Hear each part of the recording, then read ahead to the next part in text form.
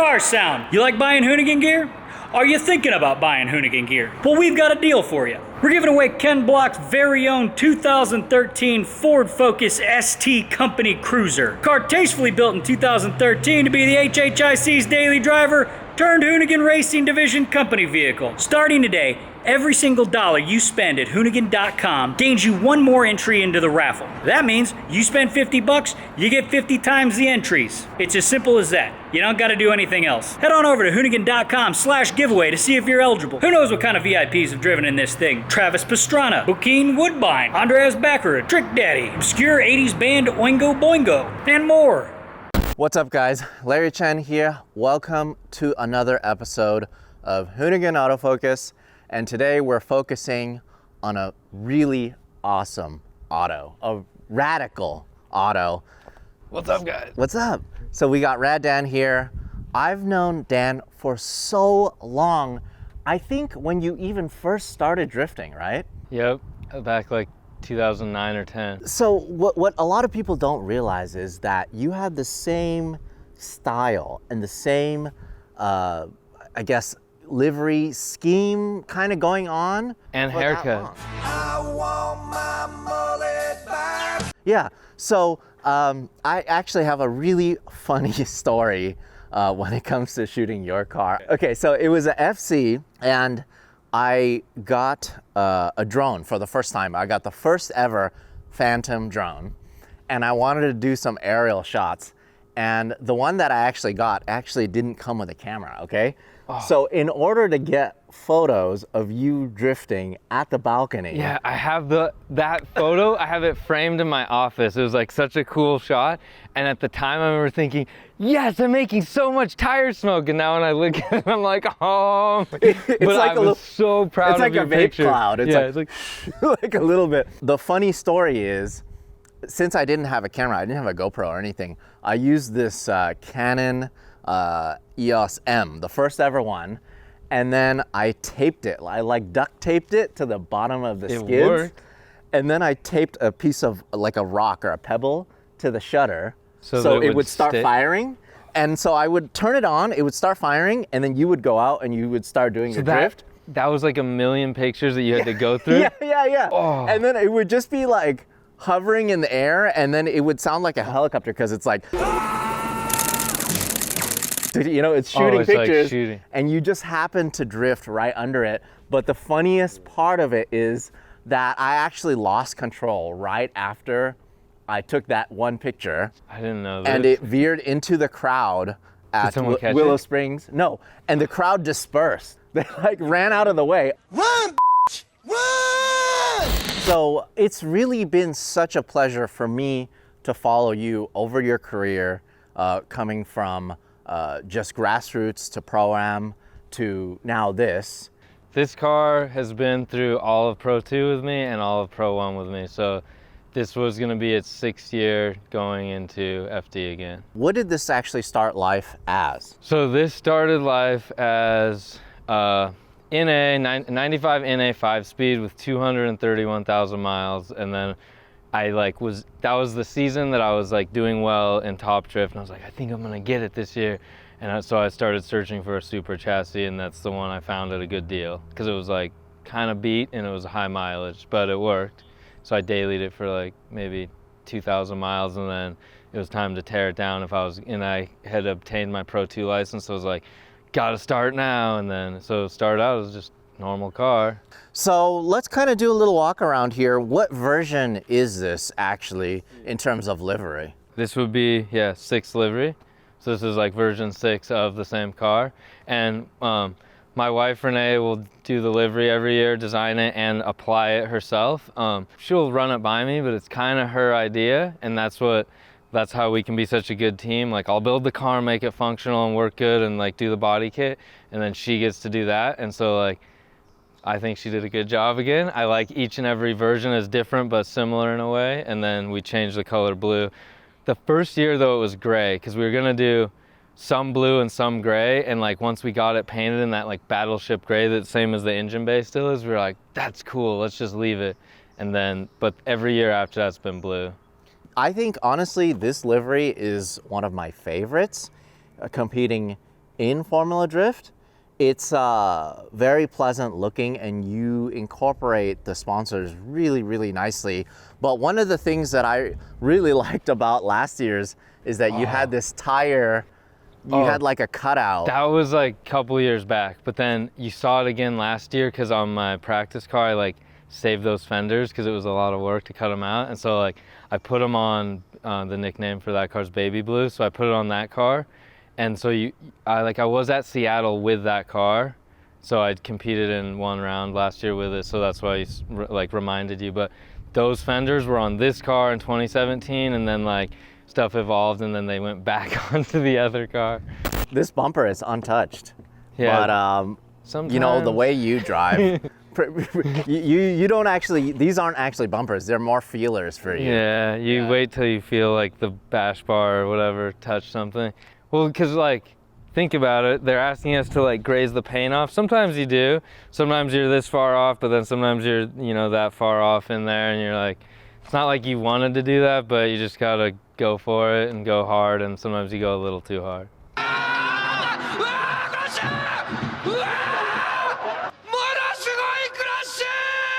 Just while we're on the outside, like this body kit, me and my friend Chance had developed it in 2016. And then we made molds for it, so that's why you don't see this kit on any other car because I'm like reluctant to sell it to. I'm just like hoarding it for myself.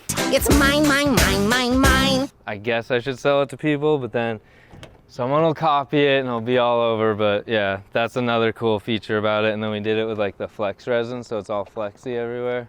I do have one more question about the outside. So this is just like a... It's a Targa, yeah. Oh, it is a Targa. Okay. And I just made it removable on 2 hood pins, and these are pretty light. They're aluminum on a Supra. Ideally for like the lightest chassis, you would want a hardtop, but they're just really expensive in America and hard to find. I did find one already since back in the day when I started this build, but to do a whole build, it's I don't know, you know, it's like $200,000, or you're gonna rob every part off this one and then you won't. So I'm waiting to build that car. But for now, what I could do at the time was a Targa top, so it's a little heavier. Oh, so you can actually drift with this open then? Yeah, I could, but like, look at how white I am. I'll get sunburn or whatever, I don't know, it's hot. I'm always scared of the sun. Yeah, I actually want to see it. I'm kind of curious Because about like, it. It's just like twice as hot when you have it off and the sun just beaming on your helmet, and it's just like, Because I don't think I've ever seen you drift with it I off. think I had it off on media day for like 2 runs, and like that was 2 years back, I think 2018 maybe. This is actually really cool. It's just hot. I mean, it's kind of cool because like the structural integrity, obviously, it's just as good because of what you've done to it. This doesn't do anything. Yeah, I it don't doesn't, think. obviously. It just hangs out there. Yeah. Wow. Without a doubt, with Rad Dan's builds, the centerpiece is the engine bay. You kind of have your hand on everything. This is my favorite part about a car. Like, I love building the car. That's why I have a shop. I like building stuff. So then when it came time for me to get to like display my car or whatever at FD, I was like, we got to make the engine bay just like, you know, over the top, and then like details matter. So there's little details everywhere. This is so crazy. I've shot a lot of Supras, a lot of Mark IV Supras, but what I like about this, even though this is a pro drift car, it still resembles so much of like what the Supra street is. Car could be, yeah. I try to do that because like deep down is just like my dream car. So it's super exciting for me to get to drive this one and still use the stock motor. I know one day if I stay in Formula Drift, there's got to be a change, I'm sure, at one point. If I can like be like hard-headed and stay with this car as long as I can, I will. If I can find the funding elsewhere or whatever, but there may be a time I have to retire it and it'll be a sad day, but we'll make another cool car with a nice engine bay. I forgot to put the bolts on this. Oh. But now you guys know. So I don't use coil packs in here. They're underneath my dash. And we use plug wires and just sneak them out here. So that's So like it's super clean. just one of those other things that you could do that's keeps it a lot cleaner. So is that more reliable too? I don't think it's more reliable. There's like some people make a bracket where you can put like the AGN or IGN-1A coil packs on top here, like the high output ones that lots of guys use on their race car, but it looks, I don't know, I just like the OEM look, so that's why I like came up with this way. And when I was using OEM coil packs, you gotta like gap your plug so low to make 1,000 horsepower with the OEM coil pack, which does obviously fit under there, and so I went away from those after year 1 in FD. Yeah, that's the thing is when I look at 2J builds, normally it's like a clear aftermarket cover, and the fact that you're keeping the Toyota one, but of course you razzle-dazzled it. Yeah, we had to paint it, give it a little bit of sparkle. Right. All right. In terms of motor, is this still a 3-liter? No, so this is a 3/4 stroker. You kind of don't need it. You could like do a 3-liter, do a different turbo size and a bunch of nitrous and be okay. But like so on my first Supra, I bought it and immediately built the motor and did a stroker. And so I had actually never owned just like a stock 3-liter motor. And so I think I might not have said this when I first got this car. I didn't have the money to like build it as crazy as I would have liked to, or as it is right now. So I started robbing parts off my 98 Supra that I had built up as a really good street car. And so then it had a 3/4 stroker back in like 2015 on my first year of Pro 2. And so then I've rebuilt it and there's different motors or whatever, but I just kind of went with that. So I stay with a 3.4. Until it lets me down or tells me like don't use it, like break something or spin a bearing, which I've never done ever on any motor I've owned. I'm just gonna stick with this, I like it. And I do high compression, so it like spools super quick, has a little bit better displacement, but then the thing you lose is you don't have as high of a limiter, so I stopped mine at 7850 instead of going to like 85 or whatever. But you do a teardown pretty much every season. So I'll have 2 motors. One follows me in the trailer all year if you were gonna need it. I've never blown one up, but like one year in New Jersey, mine, like the valves were like getting pretty messed up and like sinking into the seat, so it was hard to cold start. Once it was warm, it would kind of like find its way, but I did swap my spare motor, but other than that, like I never blew one up. I just like tear them down, check it, fix it, even if it doesn't really need it, but better safe than sorry, I guess, I love the parts that you guys actually make in-house, the Rad Industries. Yeah, we slowly started building parts finally for 2J, and it's like been such a cool experience because like I did it because I wanted to make my engine look even cleaner but still function good and like use some of the stock stuff, and then other people were like, I need that, and I was like, oh, this is cool. So then we get to be part of all these other people's builds now too. Yeah, I love that. Okay, so how much power is this actually putting to the ground? Right now on the dyno this year, we made 957. So each year we're right around like 915 to 935, 950 or something, and it's all just the same turbo every year. And I'm not gonna upsize the turbo. So like we're never gonna make more unless we give it a bigger turbo. But for drifting, you don't want to have it laggy, and I have it like the response and the setup is very nice how I like it right now, so I'm just gonna kind of stick with that number. You do run nitrous on top? We do run nitrous. It doesn't do anything for the top end. The nitrous just makes it spool quicker. So like when the nitrous is on, it'll make full boost at 3,800, and it'll be at like $4,000, it'll make 500 horsepower, which is good for a 2J. And then it's like ramping up like crazy from there, but the nitrous literally shuts off at $4,000. So like comes on if I'm at 85% throttle or above and 0 boost and up to 19 pounds, and it shuts off when it sees 19 pounds. Well, let's see, what else can we see up here? Of course, you got a crazy WiseFab setup. There's like all kinds of cool stuff I could talk about, so pick something and I'll talk about it. There's a custom front sway bar in the area you're in. Like, see how we made these billet collar that grabs the bottom of the shock? Because it was hard to find space, and I wanted the pickup point for the sway bar to be like furthest out on the arm that it could be. So I wanted it furthest out on the arm we could be, so we made this little collar that grabs the bottom of the shock. The cool thing about a Supra is that it's dual wishbone. I don't know if it's the cool thing about it, but it is dual wishbone, so the strut doesn't move like a McPherson setup, so we could do that. That's something cool about that area you were looking at. If you're looking on like the exhaust side here, you guys see a lot of Inconel shielding. I just had another shop friend that owns another business that is near my shop, and he was like, let me do all your stuff up in Inconel, and it's like insane, but this stuff is like 4 or 5 years old, and it like I have made changes and he might like modify it a little bit, but like this stuff just lasts, and like all you got to do is like clean it up with it's kind of like a metal polish cleaner. It'll look like it's brand new again, and that's like, that stuff is normally done on like jet engines and stuff. He does like big contracts for like government stuff and airplane companies, so then, or like aeronautic stuff, and I was like, do it up, and so then that's like something that might stand out different than mine, you know. No, that it's looks really great. cool. It probably adds a little bit of weight, but it keeps the heat in there and it helps it spool quicker, so that's a good thing.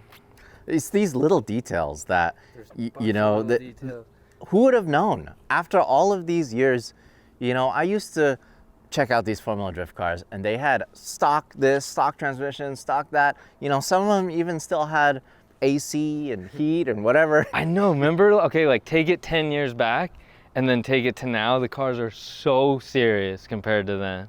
But I think it's because the teams and the builders get excited to like evolve the sport. But I feel like the cars have crazy evolved, like, you know, like 200% compared to the sport maybe. But, you know, the sport's going along too. There's just too many cool things to look at here. But let's check out the interior. Okay. This also is another one of those areas where you've had a chance to put a lot of your personal touches to. I mean, like the fact that you go out of your way to do all of this, like, I don't know what's wrong with me. I'll like give way more work to myself, but then like you're saying, it is very personalized and like gives the car like its own character, I guess, which I think like goes back to what you're saying, like we're like the grassroots team that was more professional or something, like my wife and I, because like we had this dream and then we, you know, pursued it and it started to like grow and it happened, and so I guess that would set us apart from like someone that just showed up with like a really cool built machine that might not have the character behind it, because that's, I don't know, it's a lot more work though, but I'm happy doing it and I'm happy to have built this. I mean, but this is your day in and day out Yeah. job. Like you work Building on this cars, car, you work on customer cars. Yep. So it's what I do, so I like it. Tell me about this dash. Okay, this dash, there's another Supra fanatic guy that does drag racing. His name's Cody Phillips, and if you guys are Supra fans, you would have heard of Cody Phillips Racing. He has a Quicksilver hardtop Supra that he drag races with that is immaculate. It's probably, detail to detail, it outdoes my car, I think. I don't know that like which one of us was dumb enough to spend more money on our car, but he makes these dashes. He makes a couple other random parts, like how I was making billet parts for the engine.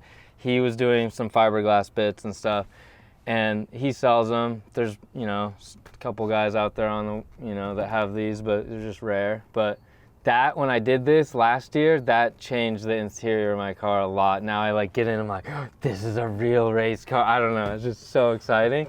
And then, hey, check this dash out. He helped set this up. So this is a Motec C127, but like he kind of, I just let him do whatever he wanted, but CPR, that's Cody Phillips Racing. And he's like, let me set you up with, and I'll put some of your like sponsors and different logos on there. And so like with the different screens, but get ready for this one. This is the coolest one. What? I guess I gotta update, that's last year's livery, which I still like a lot, but we gotta put this year's livery.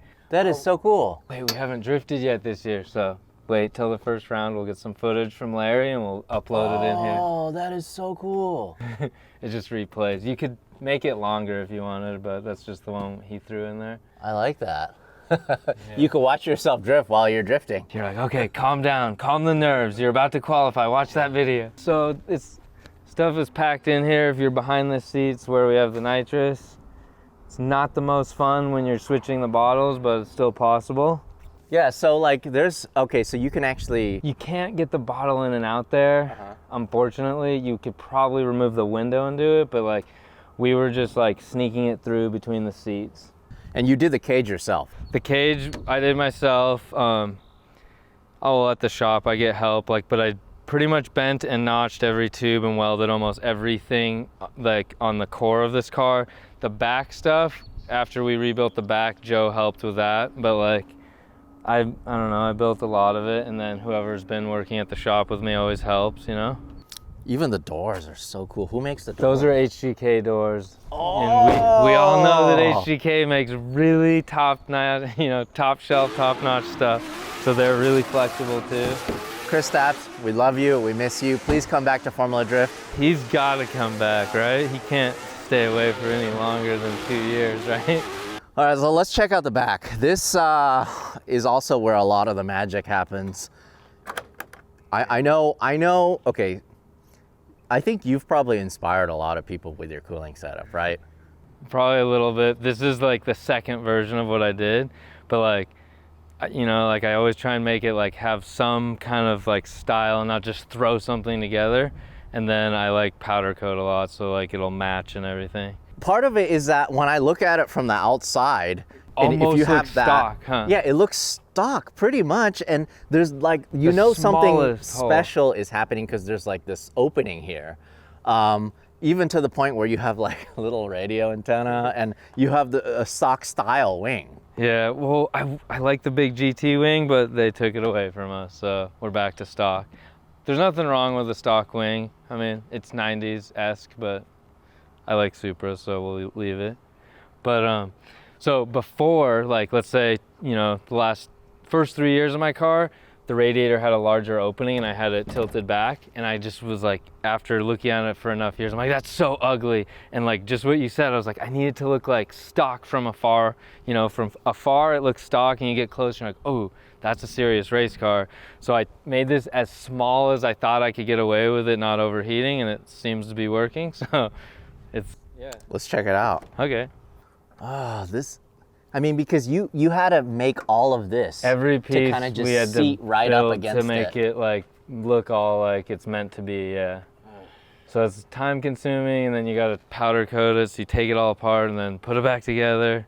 And then this radiator, like I was saying, we moved it and like put it upright, so that's like a custom one that CNR did. But it seems like it's just big enough and it barely fits in there, but it's been working. So I like read all the rule book back in 2015, like let's make a firewall, and I was like, had to make it perfect and there's no air gaps. And then I see some of the other cars, I'm like, I've spent too many hours on this, but it's the same firewall from 2015 and it's like working good. All right, so that's your cool suit. So this is my cool suit. So they don't come in the black sparkle paint, but like we put it in the back this year because of the new rules, and it used to be on the floorboard in the front, and it was white and super ugly. I'm like, no, because the rest of the car is like black back here. So then we just had it match like the engine cover, just a black sparkle, or the same Looks as like great. the Yeah, wing is like no, that too. Party in the back. That's one of my favorite shots to get of your car, when you're cresting over something. Yeah. And I just see party in the back, you know? Those are good ones. So many little details here. Yeah, Of course, so the fuel cell down here. like we got the radium FCST and inside the cell here, kind of like a go-to on pro drift cars these days. Super good products. We have 3-way Reinhardt suspension. If you're like want to know more about the structure we built back here, I could talk about that for a couple seconds. Sure. Okay, so you guys heard me mention baby blue. That's the name of my practice car because its color is baby blue or like sky blue. So, and it's the little brother of this car or whatever. So that's why we call it that.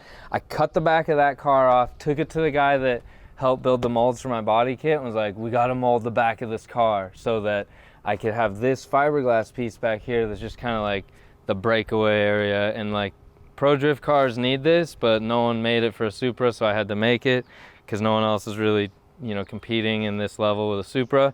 So we did that, and now we have this cool piece back here that you don't have to care about, and it just has these little tiny arms of hot rolled 1/4-inch steel. So this is one from like last year. You can see it's like bent kind of weird. We always put a bend in it so it's like friendlier to bend again when you go bump a wall. But then we did it with these little tiny bracketry like that. So like, let's say you hit a wall, you can get your car back out on track in like an hour or less or whatever. Just throw it back together, bend some stuff by hand, and there you go.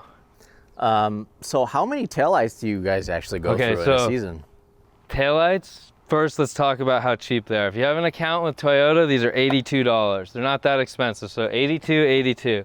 you guys are thinking you're wasting so much money. It's just $82. We waste a lot of money on everything in racing.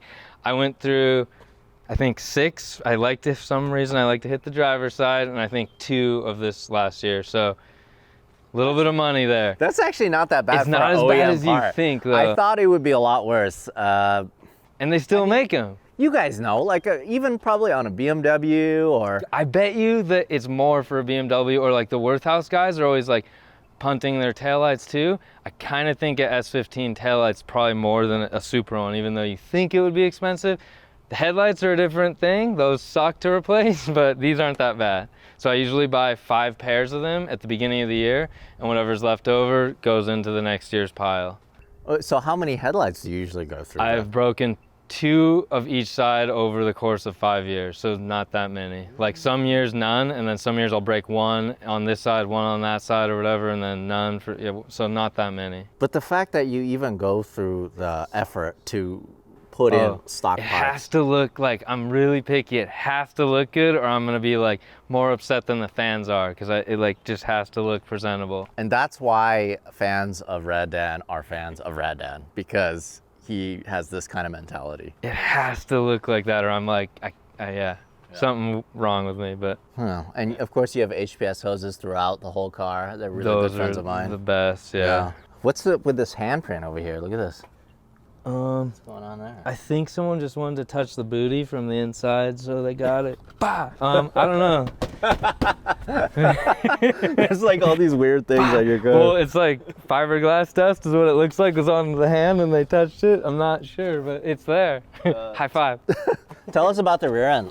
Oh, Maybe okay. we could go down here. So we got a Winters quick change rear end, and this like when you do order a Winters, you could get different options. This one has the spool in it with 35 spline and like the hardened steel shaft for the lower shaft, so like the most upgraded one you could get. And then this is like our version of how we mount the cradle there to hold the Winters. We just do that in-house. Has like stuff on the side, 3 on the top, and then a removable one on the front. It's hard to see. I wish we could see more under there, but I like the exhaust. I like that it's just turned down like that. that exhaust is the same exhaust, and I keep saying I'm gonna build a new one, and then I like look at it, I'm like, it's got 1 more year left in it. That's the same one. That's the privateer speaking. Been hammered, yeah. And I'm like, you don't see that. So like, what I'll do is like, if there's like, it gets ground down a lot, you know, like dropping down out of New Jersey or Florida, it's like off the bank. So then I'll like patch a couple holes with the MIG welder, take it back, get it ceramic coated, and be like, you're ready for another year. But I think next year we need titanium, so just like oval titanium. It'll sound better. Well, thank you so much for bringing this out for us to shoot. We're at this really amazing rock quarry, cement factory, or whatever it is. We're gonna do a full shoot. We're gonna get some nice shots of it. Definitely looking forward to seeing it at Formula Drift with this new livery. It's always a good time when you go out on track. Yeah, that's for both of us, I guess. Yeah, super good time when you go out on track. Can't wait to get back. This is a weird year, but we'll get back out there. Coming up here. Tell us who you want to thank. So many sponsors I want to thank. So like, if it wasn't for all these sponsors you guys see on the car, I would not be here. There's no way. So even down to like companies like you're saying, HPS or Radium or like Squirrel! This is, you could bend this in like yeah, this. I made it. Well, after Kristaps came to America with his flex resin, everyone needed that, so it's nice and flexy. And it goes back exactly to the shape. Pretty cool. Oh. The cool thing about all these companies is they let me sell their parts on my website and to my customers. So it's like a double or triple win-win. I can promote them on my race car, use their product and beat the crap out of it and show that it works and it's reliable. And I can sell it to my customers and build them cool cars or ship it around. So I'm just thankful for all the companies involved in the car industry that are involved in my program. And Gear Wrench Tools, been using them before they were sponsoring me, and then we joined together, and it's been really cool working with them as well. Well, if you guys want to keep following Rad Dan's adventures, we're going to put the link to his YouTube channel down below. Make sure you give him a follow. They have some awesome vlogs. Very, very detailed, very lengthy, and very like like you're traveling with a, I guess, a privateer race team. You kind of get that feeling, and it's really cool. But good to see you as You too. always, and we'll see you at the track. See you guys.